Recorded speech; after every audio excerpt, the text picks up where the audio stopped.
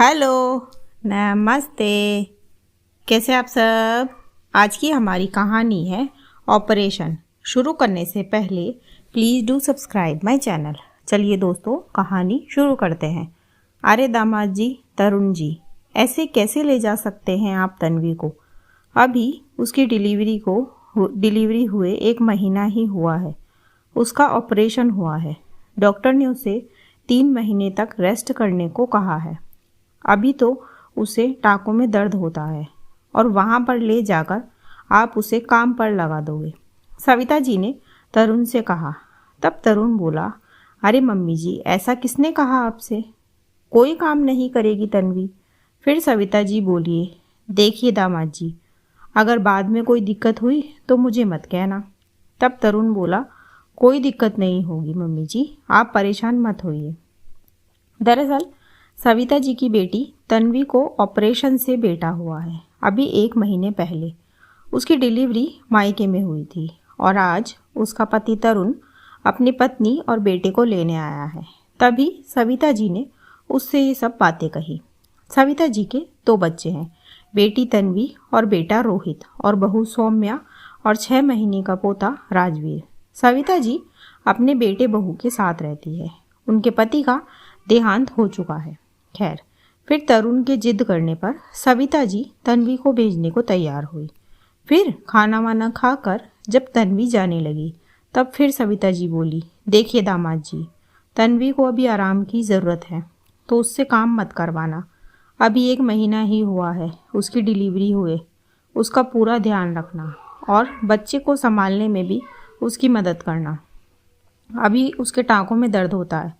कहीं ये बच्चे को संभालने के चक्कर में रात को बैठी रहे, फिर बाद में दिक्कत होगी। सविता जी ने ये सारी बातें सबके सामने कही। उस समय हॉल में सब मौजूद थे, सविता जी, उनका बेटा बहू और बेटी जवाई। फिर सौम्या, जो कि अपने बेटे को गोद में लिए खड़ी थी, वो बोली, हाँ हाँ जीजा जी, सही बात है, अभी दीदी को आराम की ज़रूरत है। उनकी डिलीवरी को 1 महीना ही हुआ है और टाँकों में तो बहुत दिनों तक दर्द होता है। मैं तो खुद भुगत भोगी हूँ, इसीलिए पता है। और मम्मी जी बार बार काम पर लगा दोगे, इसीलिए बोल रही है क्योंकि मम्मी जी खुद ऐसा कर चुकी है। नहीं मम्मी जी, वैसे मम्मी जी, मेरी भी तो डिलीवरी ऑपरेशन से ही हुई है। फिर मेरे समय अलग नियम और दीदी के लिए अलग नियम क्यों? नहीं मतलब मुझे तो आपने 1 महीना होते ही काम पर लगा दिया था, ये कहकर कि डॉक्टर का क्या है, वो तो ऐसे ही बोलते हैं, अरे थोड़ा चलोगी फिरोगी नहीं तो मोटी हो जाओगी। फिर पहले मुझे मेरे और बच्चे के काम बताए और फिर धीरे धीरे रसोई के काम भी मुझ पर छोड़ दिए। तब मेरी परेशानी नहीं दिखी आपको? क्यों मम्मी जी, मेरा ऑपरेशन अलग हुआ था और दीदी का अलग हुआ है क्या? मुझे भी तो डॉक्टर ने 3 महीने आराम करने को कहा था। अच्छा, मतलब बेटी का दर्द दर्द है और बहू का दर्द कुछ नहीं। फिर सौम्या तरुण से बोली, जीजा जी, पर आप ऐसा बिल्कुल मत करना। दीदी का ख्याल रखना, उनको अभी आपके साथ और सपोर्ट की ज़रूरत है। और घर के काम क्या क्या है, वो तो सारी उम्र ही करना है।